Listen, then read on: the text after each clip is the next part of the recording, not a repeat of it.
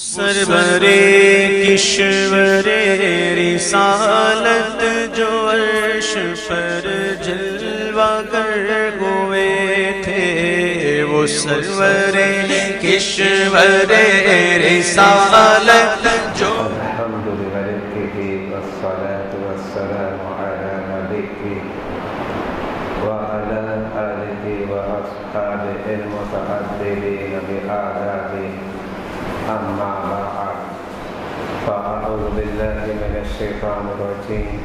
بسم الله الرحمن الرحيم. سبحان الذي أسرى بعبده ليلا من المسجد الحرام إلى المسجد الأقصى الذي باركنا حوله لنريه من آياتنا إنه هو السميع البصير. صدق الله مولانا العظيم وصدق رسوله النبي الأمين الكريم. إن الله وملائكته يصلون على النبي يا أيها الذين آمنوا صلوا عليه وسلموا تسليما. اللهم صل على سيدنا مولانا محمد معدن الجود والكرم وآله وبارك وسلم. صلاة والسلام عليك يا سيدي يا رسول الله. الصلاة والسلام عليك يا حبيب الله. الصلاة والسلام عليك يا نبي الله. الصلاة والسلام عليك يا خاتم النبيين. مولاي صل وسلم دائما أبدا على حبيبك خير الخلق كلهم. رب اشرح لي صدري ويسر لي أمري واحلل عقدة من لساني يفقهوا قولي. حسبنا الله نعم الوكيل نعم المولى ونعم النصير.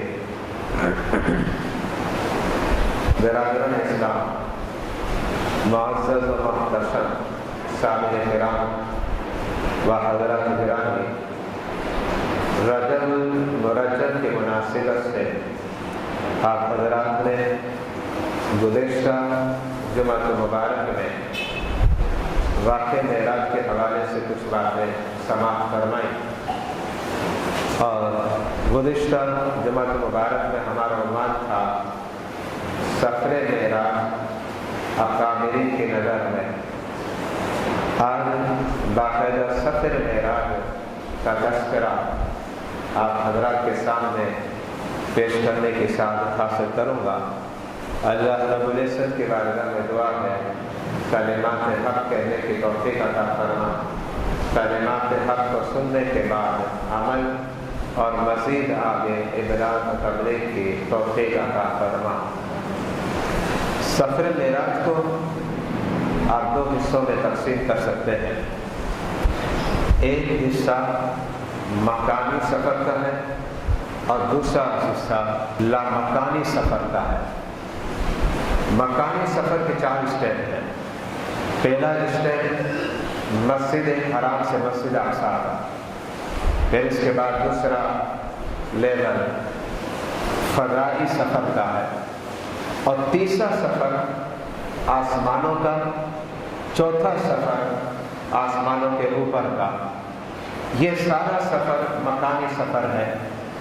اب اس کے بعد جب سدرۃ المنتہا پر میرے آقا علیہ الصلوۃ والسلام پہنچے تو اس کے بعد جو سفر شروع ہوا وہ ہے لامکہ کا. تو اس طریقے سے سفر معراج 2 حصوں میں تقسیم ہو گیا.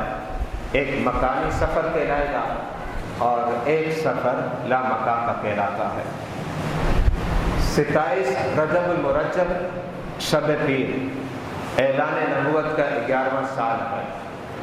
غالباً اس وقت میرے آقا علیہ الصلوۃ والسلام کے عمر مبارکہ 51 برس کی تھی. رب جلیل نے ارادہ فرمایا کہ اپنے حبیب علیہ الصلوۃ والسلام کو سفر معراج کی سعادت سے سرفراز فرمایا جائے. تو مکی نے سدرۃ المنتہا حضرت سیدنا جبریل علیہ الصلوۃ والسلام کو رب نے حکم فرمایا جاؤ زمین پر اور میرے محبوب علیہ الصلوۃ والسلام کو میرے عجائبات اور میرا جمال دیکھنے پر لے آؤ. حضرت سیدنا جبریل علیہ السلام جب نیچے تشریف لاتے ہیں تو میرے آقا علیہ الصلوۃ والسلام اس رات حضرت سیدنا ام ہانی رضی اللہ تعالی عنہ کے گھر پر آرام فرما رہے تھے۔ آپ بیدار ہوئے اور کھڑے ہو کر آپ حرم شریف تشریف لائے۔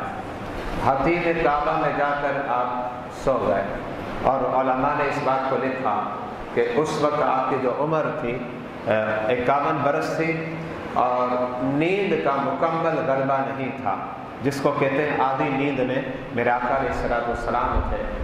حضرت سیدنا جبریل علیہ الصلوۃ والسلام بارگاہ رسالت علیہ الصلوۃ والسلام میں تشریف لاتے ہیں اور سلام پیش کرتے ہیں، اور ارشاد فرمایا آپ کے رب نے مجھے بھیجا ہے اور وہ چاہتا ہے کہ آپ کو اپنے عجائبات دکھائے، اپنی نشانیاں دکھائے، اور رب یہ چاہتا ہے کہ رب اپنا جمال اور جلوہ آپ کو دکھا دے۔ میرے آقا علیہ الصلوۃ والسلام اس بات پر اب آمادہ ہے اور لبیک کہا۔ اور یہاں قابل توجہ یہ بات ہے، حضرت سیدنا موسیٰ علیہ الصلوۃ والسلام رب کے جمال کو دیکھنے کے لیے اصرار کرتے ہیں، رب نے منع فرما دیا لن ترانی، لیکن میرے آقا علیہ الصلوۃ والسلام کی بات آ گئی تو رب جلیل خود جو ہے حضرت جبریل کو بھیجتا ہے کہ میرے محبوب کو لے کر آؤ، تاکہ میرا محبوب میری نشانیوں کو بھی دیکھے اور میرے جمال کو بھی دیکھ لے۔ جہاں سے سینہ شروع ہوتا وہاں سے لے کر ناف تک حضرت سیدنا جبریل علیہ السلام نے میرے آقا علیہ الصلوۃ والسلام کے سینہ اقدس کو چیرا اور اندر سے قلب مقدس کو نکالا، اور ایمان اور حکمت سے لبریز ایک تخت جو رب جلیل کی بارگاہ سے حضرت سیدنا جبریل علیہ الصلوۃ والسلام کو ملا تھا، اب وہ لے کر آ گئے اور اسے آپ نے انڈیل دیا، تاکہ میرے آقا علیہ الصلوۃ والسلام ایمان اور حکمت کے جس مقام پر فائز تھے، یقیناً وہ مقام اور رتبہ بھی لاجواب اور بے مثال تھا، لیکن رب چاہتا تھا کہ مزید ارتقاء منازل کو طے کیے جائے، اس لیے میرے آقا علیہ الصلوۃ والسلام کے سینہ اقدس کے اندر اور قلب اطہر کے اندر وہ تش جو ایمان اور حکمت سے بھرا تھا اسے انڈیل دیا گیا۔ پھر حضرت سیدنا جبریل علیہ السلام نے آپ کے قلب مقدس کو جس مقام سے نکالا اسی مقام پر لگا دیا اور سینہ مبارکہ کو بند کر دیا۔ یاد رکھیے گا، اس واقعے کو کتابوں کے اندر شب کے صدر کے نام سے یاد کیا جاتا ہے، اور یہ فرسٹ پہلی مرتبہ نہیں ہوا تھا، بلکہ علماء نے اپنی کتابوں میں لکھا کہ اس سے قبل 3 مرتبہ شب کے صدر ہو چکا ہے، اور آپ کی حیات مبارکہ میں 4 مرتبہ ہوا تھا، اور یہ 4تھی مرتبہ ہے جو لاسٹ مرتبہ ہے، اس کے بعد کبھی بھی شب کے صدر نہیں ہوا، جو تقریباً 51 برس کی عمر میں رب جلیل کی بارگاہ سے یہ کام حضرت سیدنا جبریل علیہ الصلوۃ والسلام نے سر انجام دیا۔ میرے آقا علیہ الصلوۃ والسلام کے لیے اب براق جو جنتی جانور ہے وہ پیش کیا گیا۔ یہ جو جانور جنتی ہے میرے آقا علیہ الصلوۃ والسلام کے لیے، تاکہ میرے آقا اس پر سوار ہو جائیں اور یہ سمجھے کہ جو اجتماع ہوگا اور جب میں غفیر ہوگا اس کے سربراہ تو حضرت جبریل ہیں، لیکن حضرت جبریل کے ساتھ بھی سینکڑوں نہیں بلکہ ہزاروں فرشتے وہ ساتھ تھے۔ میرے آقا علیہ الصلوۃ والسلام کے لیے جنتی جانور جس کو حدیث مبارکہ میں براق کے لفظ سے تعبیر کیا وہ پیش کر دیا گیا، اور یہاں یہ بات قابل توجہ ہے جو ائمہ حدیث نے اس پر کلام کیا۔ علامہ ابن حجر عسقلانی بھی اس بات پر کلام کرتے ہیں، اور صاحب عمدۃ القاری علامہ بدر الدین عینی علیہ رحمہ بھی اس پر کلام فرماتے ہیں، اور وہ یہ ہے کہ اس جنتی جانور کو براق کیوں کہتے ہیں؟ براق برق سے بنا جس کا معنی ہے بجلی، اور بجلی کی رفتار آج کی سائنس کیا بیان کرتی ہے؟ کہتی ہے کہ 1 سیکنڈ میں 3 لاکھ کلومیٹر کا سفر یہ بجلی طے کر لیتی ہے 1 سیکنڈ میں، یعنی اتنی تیز رفتار ہے یہ بجلی کہ فرفر کر کے آنن فانن جو ہے 3 لاکھ کلومیٹر کا سفر پر سیکنڈ میں بجلی طے کر لیتی ہے۔ اب ذرا غور کریں وہ بجلی کون سی ہے جو ہماری اور آپ کی بنی ہوئی ہے، لیکن اب حدیث مبارکہ میں جس جانور کو براق کہا جا رہا ہے اس کی تیز رفتاری کا عالم جو ہے قسم خدا کی ہمارے تصور میں بھی نہیں آ سکتا۔ اب یہ جو جنتی جانور ہے اس کی تیز رفتاری ایک تو لفظوں سے میں نے سمجھایا، حدیث میں بھی اس میں روشنی ڈالی گئی، میرے آقا علیہ الصلوۃ والسلام نے بھی اسے واضح کیا، صحابہ کے اقوال میں بھی ملتا ہے، اور وہ اس انداز میں ملتا ہے کہ جو اس کی حد نگاہ ہے، نگاہ کی جو انتہا ہے وہاں اس کا قدم پڑتا ہے۔ اب دیکھیں آپ کی نگاہ کتنی عظیم ہے، آپ یہاں بیٹھے بیٹھے باہر نکلے سورج نظر آ جائے، رات میں چاند نظر آ جائے، ستارے نظر آ جائے، یہ ہماری حد نگاہ ہے، یہ ہماری حد نگاہ ہے۔ اب وہ جو جنتی جانور ہے اس کی حد نگاہ اللہ بہتر جانتا ہے، اور پھر یہ بھی واضح کر دیا کہ جہاں حد نگاہ ہے وہاں وہ قدم اٹھا کر رکھتا ہے۔ اس کا مطلب یہ ہے کہ جو سفر ہم مہینوں میں طے کرتے ہیں وہ جانور آنن فانن طے کر لیتا ہے۔ یہ براق جانور، میرے آقا علیہ الصلوۃ والسلام اب اس پر جلوہ گر ہو گئے، فرشتوں کی بارات ہے، فرشتے ساتھ ہیں، اور میرے آقا علیہ الصلوۃ والسلام آگے تشریف لا رہے ہیں۔ پہنچنا کہاں ہے؟ مسجد حرام سے مسجد اقصیٰ، مسجد اقصیٰ پہنچنا ہے، اور قرآن نے بھی اسے واضح کر دیا، کیونکہ قرآن خود کہتا ہے من المسجد الحرام الی المسجد الاقصیٰ، کہ مسجد حرام سے مسجد اقصیٰ تک اب یہ جانور جو جنتی جانور ہے آپ کو لے کر جائے گا، اور ساتھ میں حضرت سیدنا جبریل علیہ الصلوۃ والسلام ہے، اور وہ آپ کو لے جا رہے ہیں شان و شوکت کے ساتھ مسجد اقصیٰ تک۔ یہ جو سفر تھا قابل توجہ بات یہ ہے کہ یہ سفر، اس سفر میں کیا ہے قرآن اسے واضح کرتا ہے، الذی بارکنا حولہ، یہ کوئی معمولی سفر نہیں۔ قرآن نے کہا جو مسجد حرام سے مسجد اقصیٰ تک کا سفر ہے، اس سفر میں ہم نے کیا رکھا؟ الذی بارکنا حولہ، جس کے آس پاس اور ارد گرد جو ہے ہم نے برکتیں رکھی ہیں۔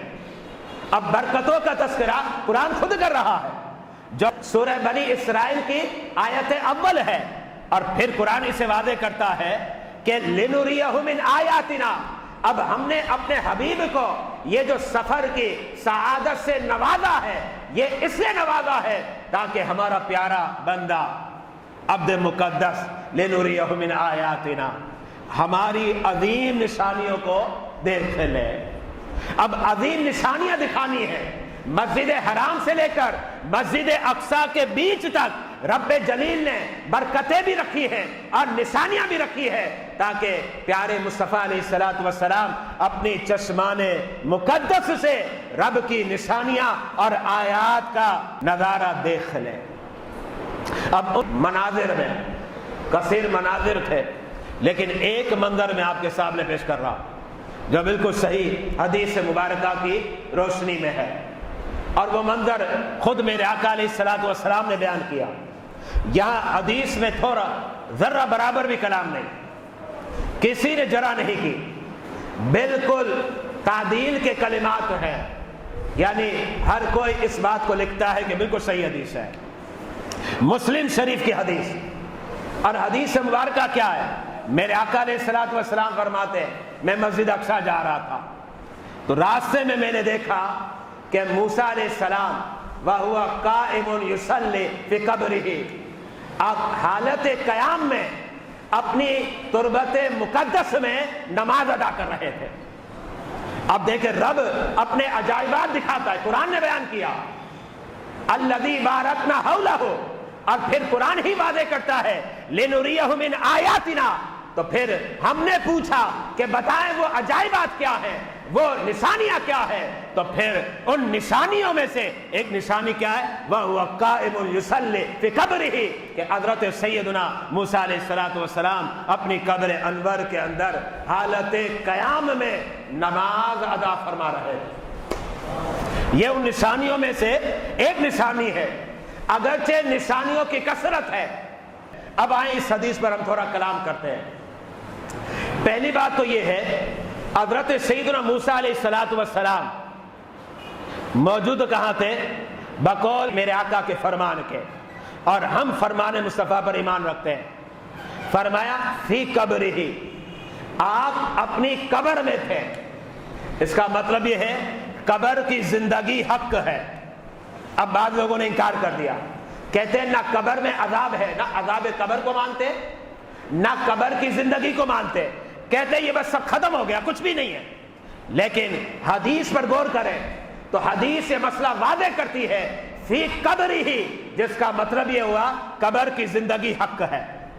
اور یہی اہل سنت و جماعت کا نظریہ ہے اور عقیدہ ہے کہ قبر کی زندگی حق ہے، اور قبر میں اگر گناہ گار ہے تو عذاب ہوتا ہے، اور نیکوکار ہے تو پھر جنت کے بچھونے بچھا دیے جاتے ہیں۔ بالکل حق۔ یہ پہلا مسئلہ واضح ہوا۔ اب آج دوسرا مسئلہ آپ کے سامنے پیش کرنا چاہ رہا ہوں۔ وہ مسئلہ یہ ہے حضرت سیدنا موسیٰ علیہ السلام حالت قیام میں نماز ادا فرما رہے تھے۔ وَهُوَ قَائِمٌ يُصَلِّي فِي قَبْرِهِ، حالت نماز میں تھے اور حالت قیام میں، جبکہ حضرت موسیٰ علیہ السلام کا وصال تو کافی عرصے پہلے ہو چکا، سینکڑوں نہیں بلکہ ہزاروں سال گزر گئے، ہزاروں سال موسیٰ علیہ السلام کا وصال ہوئے وقت ہو گیا، لیکن اس کے باوجود آپ اپنی قبر میں نماز پڑھ رہے تھے۔ اور آپ نے یہ بات سنی ہے جو کچھ مسلم شریف میں ہے اور کچھ دیگر کتابوں کے اندر ہے، اور وہ بات اس انداز میں ہے کہ حضرت اسرائیل علیہ السلام موسیٰ علیہ السلام کی بارگاہ میں آتے ہیں اور عرض کرتے ہیں حضرت آپ کی روح قبض کرنی ہے، لیکن اسرائیل علیہ السلام نے اس بات کو واضح نہیں کیا میں رب کی طرف سے آیا ہوں۔ حضرت موسیٰ علیہ السلام جلال میں آ گئے، اور آپ کا جلال بھی مشہور ہے، کہتے ہیں موسیٰ کا جلال ہے اور حبیب اللہ کا جمال ہے۔ بالکل اپوزٹ ہے کہ موسیٰ علیہ السلام اپنے جلال میں مشہور تھے، اور آپ کا ہاتھ اتنا بھاری تھا کہ کسی پر پڑ جائے تو بعض مرتبہ وہ دنیا سے چلا جاتا، اتنا بھاری بھرکم آپ کا ہاتھ ہوا کرتا تھا۔ حضرت سیدنا موسیٰ علیہ السلام کی بارگاہ میں اسرائیل علیہ السلام آئے، لیکن یہ نہ کہا کہ میں اسرائیل ہوں، رب نے بھیجا، بس یہ کہہ دیا آپ کی روح قبض کرنے آیا۔ موسیٰ علیہ السلام جلال میں آ گئے، کہا تو کون ہے روح قبض کرنے والا؟ تو روح قبض کرنے والا کون ہے؟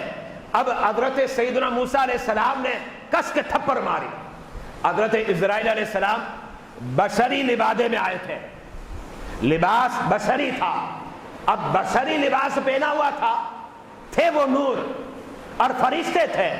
موسیٰ علیہ السلام کا جب تماچا لگا اور آپ نے جب تھپڑ رسید کیا تو حضرت اسرائیل علیہ السلام کی جو آنکھ مبارک تھی وہ نکل آئی، یہ جو گولا ہے نا پوٹا وہ باہر نکل آیا۔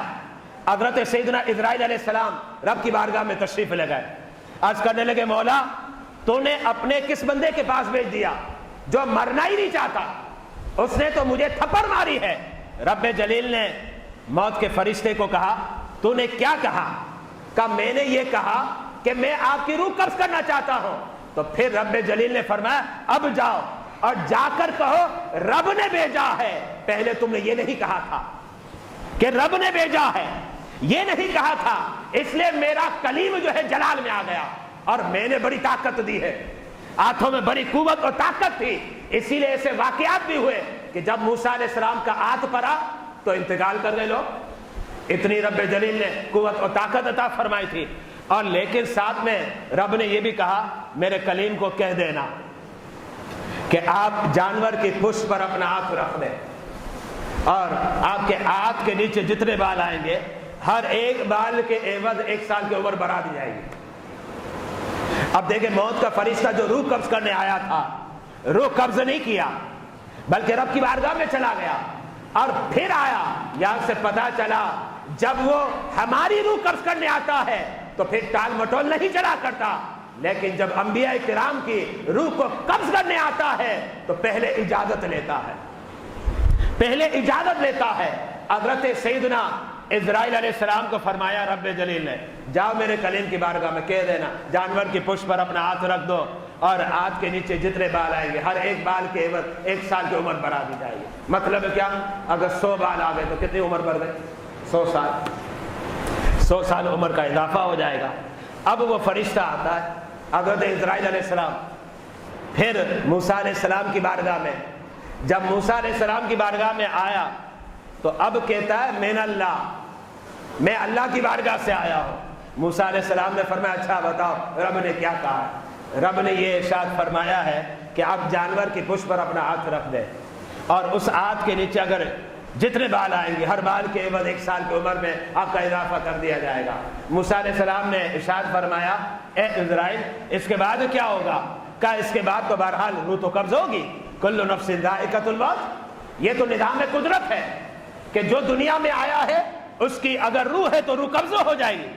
تو اب اس کے بعد آپ کی بھی روح قبض ہوگی.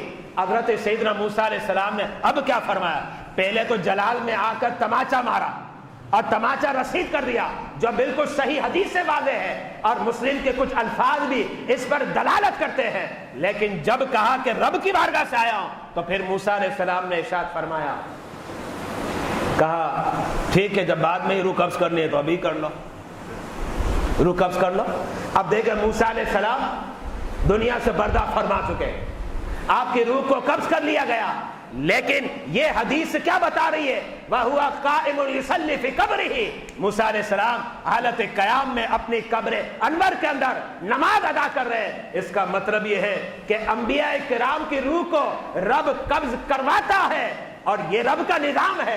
اس لیے کہ قرآن نے کہہ دیا کل نفس ذائقۃ الموت، ہر جان نے موت کا مزہ چکھنا ہے. لیکن یاد رکھیے گا بعض لوگ علیحدہ ہوتے ہیں، جب ان کی روح قبض کی جاتی ہے تو رب جلیل اس کے بعد انہیں ایسی حیات دیتا ہے جو ہماری حیات سے بھی 1000 گنا بہتر ہوا کرتی ہے، ہماری حیات سے بھی. اور یہی مسئلہ ہے حیات نبی کا.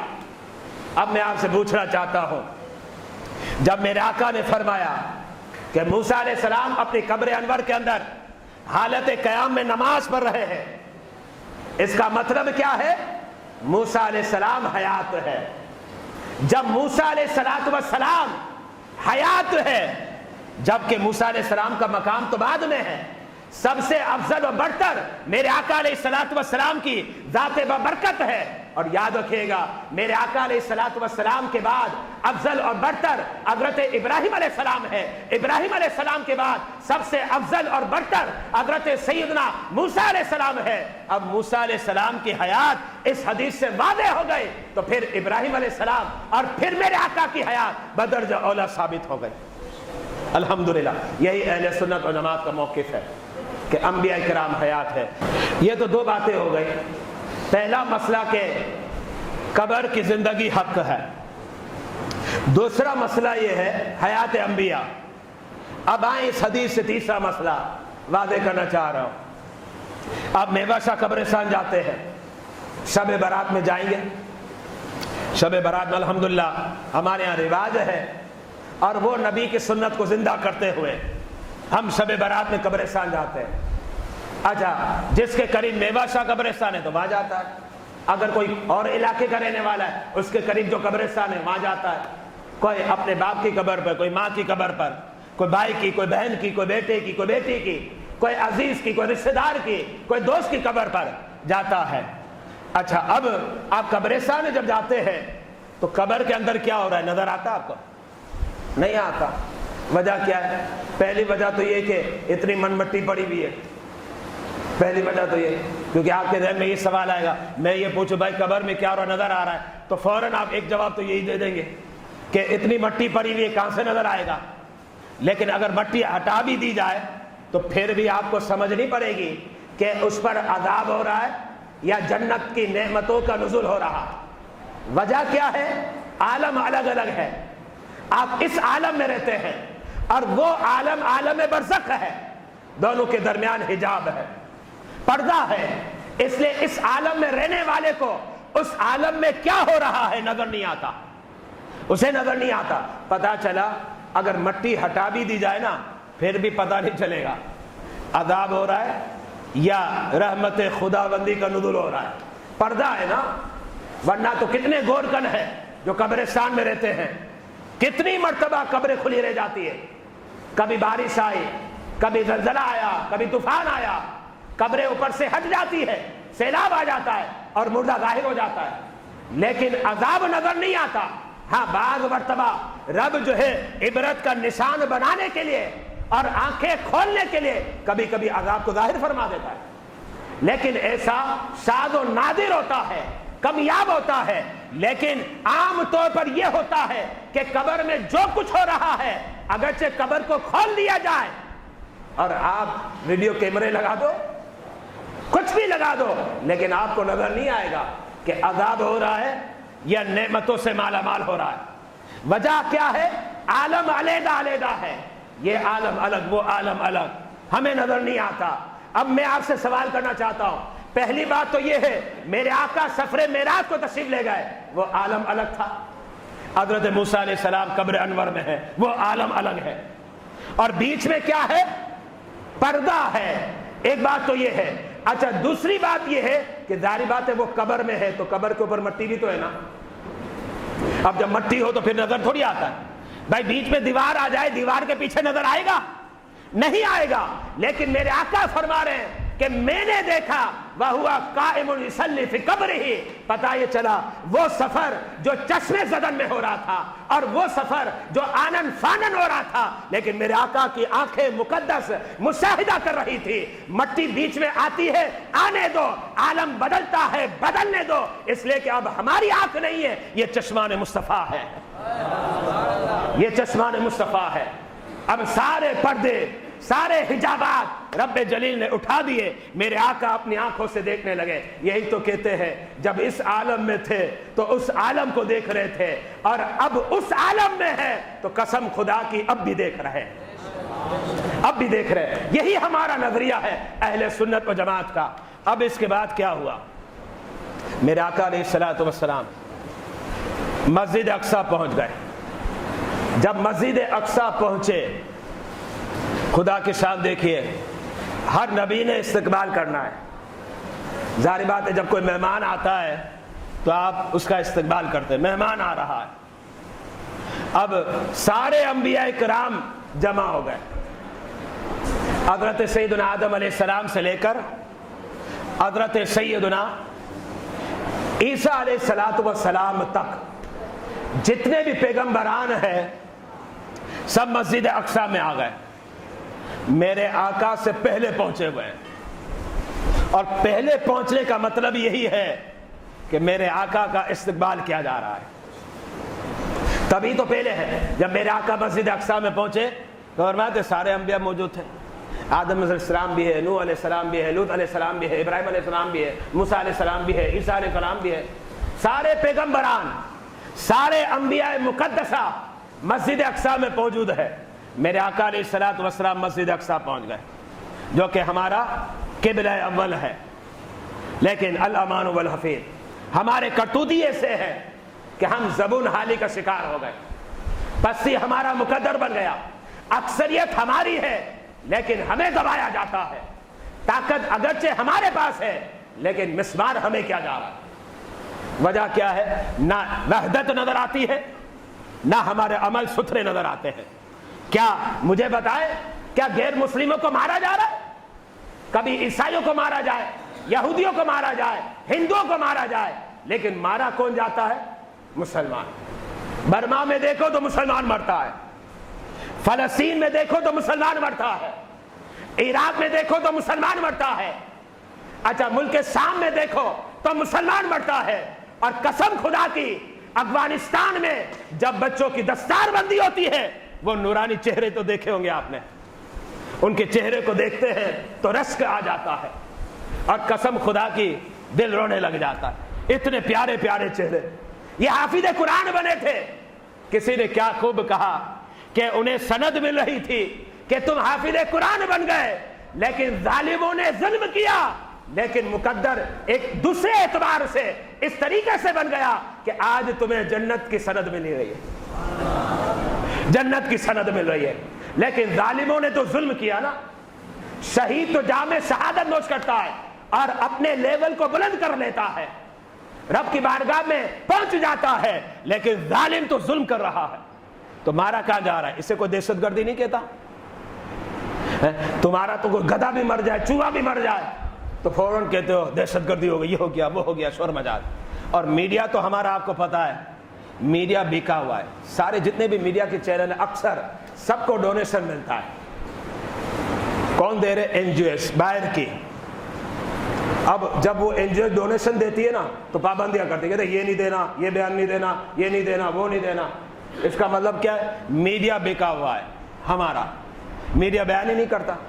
بتائیں وہ افغانستان کا، اور سارے میڈیا پر بڑا ہوا ہو۔ ان بچوں کا کیا قصور ہے؟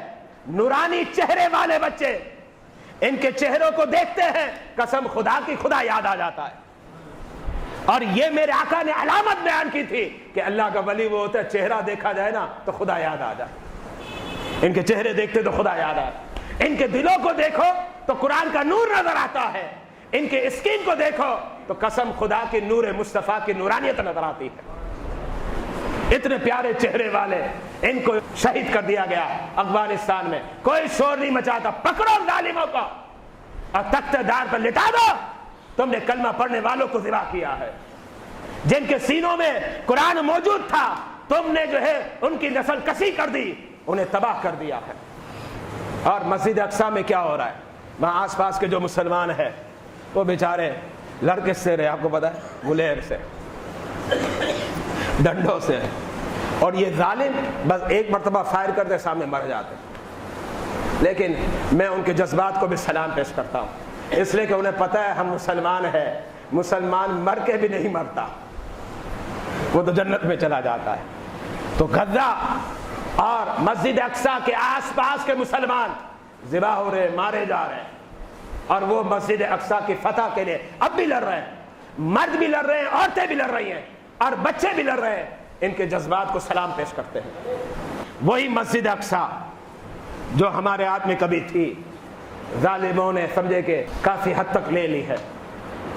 میرے آقا علیہ الصلوۃ والسلام مسجد اقصیٰ میں آئے، بس اب آخری بات کی طرف آ رہا ہوں۔ میرے آقا علیہ الصلوۃ والسلام مسجد اقصیٰ پہنچے، استقبال ہوا، حضرت جبریل، اب دیکھتے ہیں کس کو آگے کرتے ہیں۔ اب آپ کے ذہنوں میں سوال آئے گا، جبریل بڑے ہیں یا انبیاء بڑے ہیں؟ اس میں کوئی شک نہیں، انبیاء کرام بڑے ہیں۔ جبریل انبیاء سے چھوٹے ہیں، انبیاء کرام جبریل سے بڑے ہیں۔ مقام اور رتبہ انبیاء کرام کا اعلیٰ ہے، خواہ وہ موسیٰ علیہ السلام ہو یا نوح علیہ السلام ہو یا آدم علیہ السلام ہو، اس میں تو کوئی شک ہی نہیں ہے۔ لیکن ایک اور بات بتانا چاہ رہا ہوں، جبریل اپنی طرف سے نہیں کہہ رہے، جبریل رب کی طرف سے کہیں گے کہ آج امامت کے مسلح پر جو کھڑا ہوگا وہ امام الانبیاء ہوگا۔ حضرت جبریل کو حکم تھا میرے محبوب کو امامت کے مسلح پر کھڑا کر دو۔ میرے آقا علیہ الصلوۃ والسلام امامت کے مسلح پر آتے ہیں اور انبیاء کرام کی امامت فرماتے ہیں، اور یہاں اس بات کو واضح کیا جا رہا ہے کہ خدا کی خلقت میں سب سے افضل اور برتر میرے آقا علیہ الصلوۃ والسلام کی ذات بابرکت ہے۔ نہ میرے محبوب جیسا کوئی تھا، نہ میرے محبوب جیسا کوئی آئے گا، نہ میرے محبوب جیسا کوئی ہو سکتا ہے۔ نہ ان کا کوئی جواب ہے، نہ ان کی کوئی مثال ہے۔ وہ ہے بھی بے مثال، وہ ہے بھی بے نظیر، اور وہ ہے بلا جواب۔ میرے آقا علیہ الصلوۃ والسلام جو سب سے افضل و برتر ہے، اللہ رب العزت کی بارگاہ میں دعا ہے، اے مالک مجھے دین کی صحیح سمجھ عطا فرما، اور جو کچھ میں نے بیان کیا، بیان کے دوران اگر کوئی خطا، غلطی، لغزش ہو گئی ہو تو مولا تیرے حضور دعا کرتا ہوں اور اس لغزش کو معاف فرما دے۔ باقی دعوانا الحمدللہ رب العالمین۔